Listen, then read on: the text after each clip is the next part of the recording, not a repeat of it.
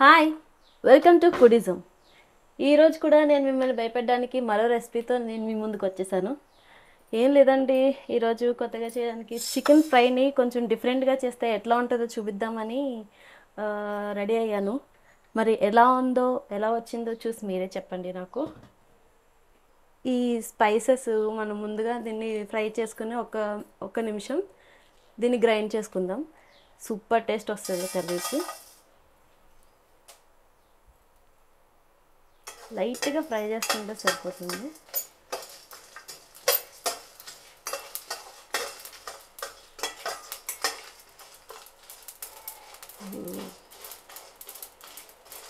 దేవుడా, ఆగు ఆగు ఆగు.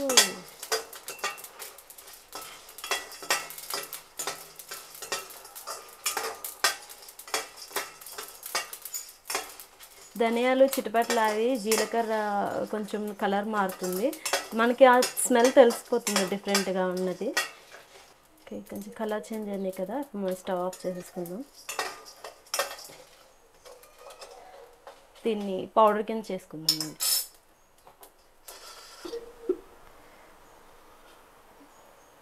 ఫ్రై కాబట్టి ఒక 4 స్పూన్ల ఆయిల్ యాడ్ చేస్తున్నాను.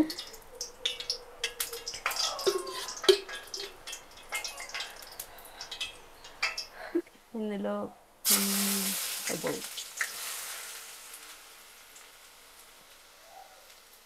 ఆనియన్స్ వేసుకున్న తర్వాత 1 స్పూన్ సాల్ట్. ఇది కొంచెం కలర్ చేంజ్ అయ్యే వరకు కలుపుకున్నాం.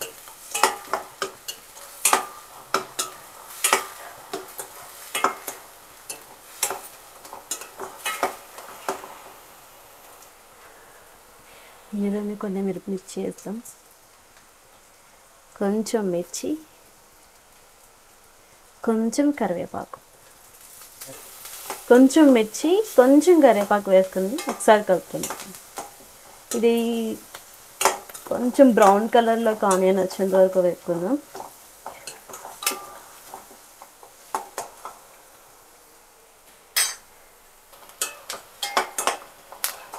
కొంచెం కలర్ చేంజ్ అయ్యాయి కదా, ఇప్పుడు మనం చికెన్ వేసేసుకుందాం. ఇది ఒక 200 గ్రామ్స్ వరకు ఉండొచ్చు చికెన్.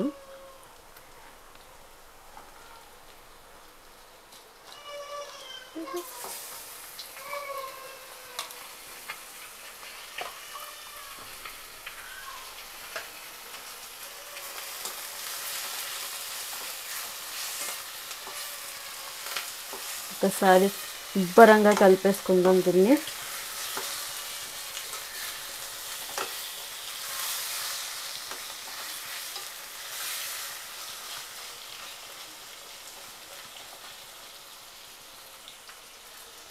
దీంట్లో ఒక స్పూన్ అల్లం వెల్లుల్లి పేస్ట్ వేసుకుందాం.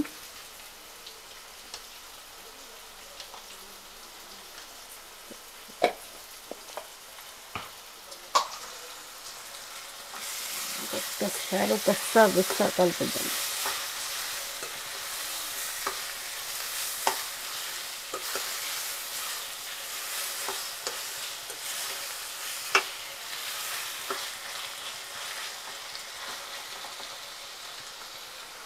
ఒక 2 మినిట్స్ మూత పెట్టుకుందాం. మళ్ళీ కలుపుకుందాం. వాటర్ రిలీజ్ అవుతున్నాయి చూసారా, ఈ వాటర్ అంతా ఇంకిపోవాలి. ఇందులోనే మనం కొంచెం పసుపు యాడ్ చేస్తున్నాం. 1/2 స్పూన్ వరకు నేను పసుపు వేసుకుంటున్నాను.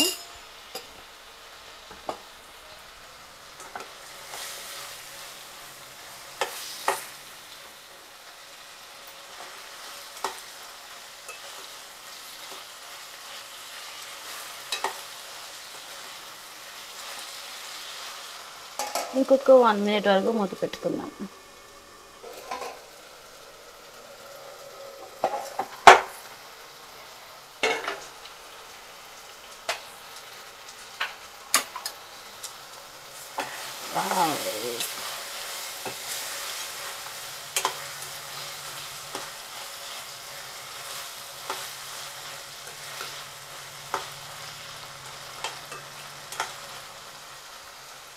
ఇందులోనే మీకు తగ్గట్టుగా మీరు వేసుకోండి కారం. నేనైతే ఒక స్పూన్ వేసుకుంటున్నాను.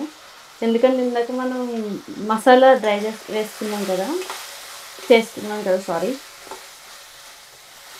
ఆ మసాలా కూడా వేసుకుంటాం కాబట్టి ఆ కారం సరిపోతుంది. వావ్! కలర్ఫుల్గా బాగుంది.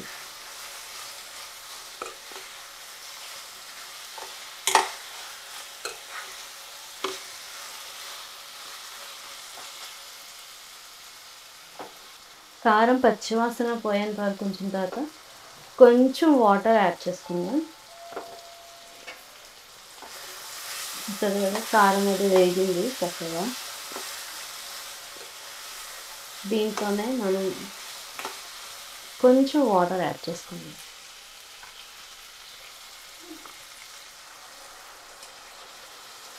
ఇది మాత్రం సరిపోతుంది.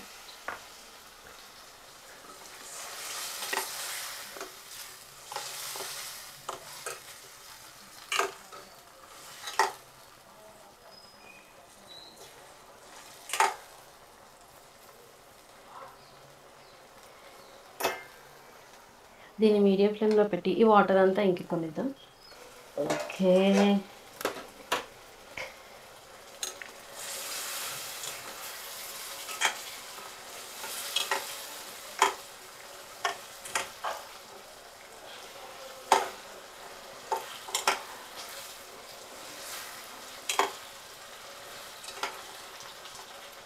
ఇది ఇట్లా ఉడుకుతున్న టైంలోనే మనం ముందుగా చేసి పెట్టుకున్న మసాలాను వేసేద్దాం.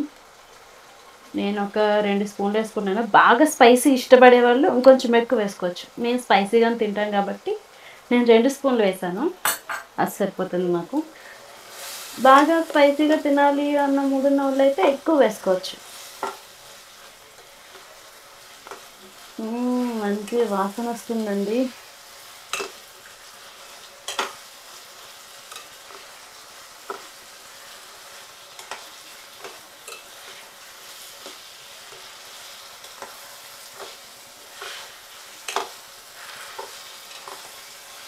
ఎప్పుడైనా మీకు బాగా రొటీన్ అయిపోయినాయి కర్రీస్ అనుకుంటే కనుక స్పైసీగా తినాలని ఉంటుంది కదా.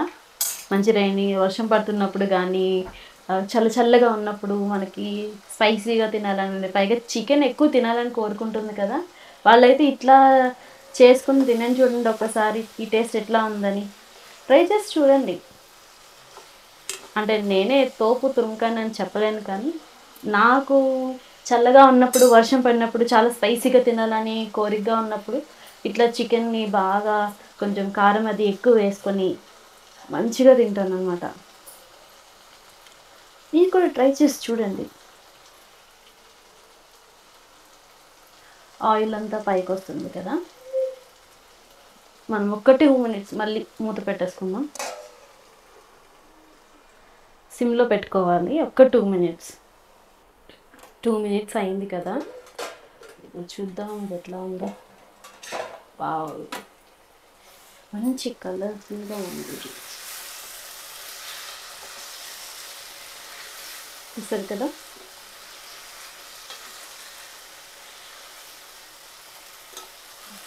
మరీ డ్రైగా కాకుండా కలుపుకోవడానికి వీలుగా ఉండేలాగా చేస్తున్నాను. కలుపుకొని 4 ముద్దలు తినాలి కదా మనకి, అందుకని.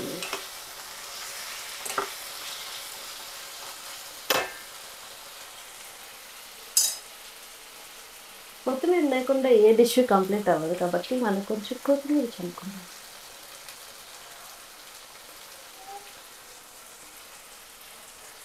ఇది ఒక 2 మినిట్స్ అయిన తర్వాత అది ఆనవాళ్ళు కూడా కనిపించదు. నేను ఇంకా ఏ స్పైసెస్ వేయలేదండి. మామూలుగా మనం చేసుకున్నది మాత్రమే వేసాను. అదైతే సరిపోతుంది. చూసారు కదండి, కొత్తిమీర వేసేసుకున్నాం, చల్లేసుకున్నాం. ఆయిల్ మంచిగా తేలింది, కలర్ఫుల్గా ఉంది, బాగా రోస్ట్ అయిపోయింది. ఇది నేను ఇలా దించేసుకుంటాను, ఎందుకంటే అన్నంలో కలుపుకోవడానికి కలుపుకోవడానికి వీలుండాలి కాబట్టి ఇట్లా సరిపోతుంది. ఇంతేనండి, చాలా ఈజీగా కలుపుకోవడానికి వీలుగా ఉండేలాగా కారంగా తినాలనిపించే ప్రతి ఒక్కరికి నచ్చుతుంది. ఒకసారి మీరు కూడా ట్రై చేయండి.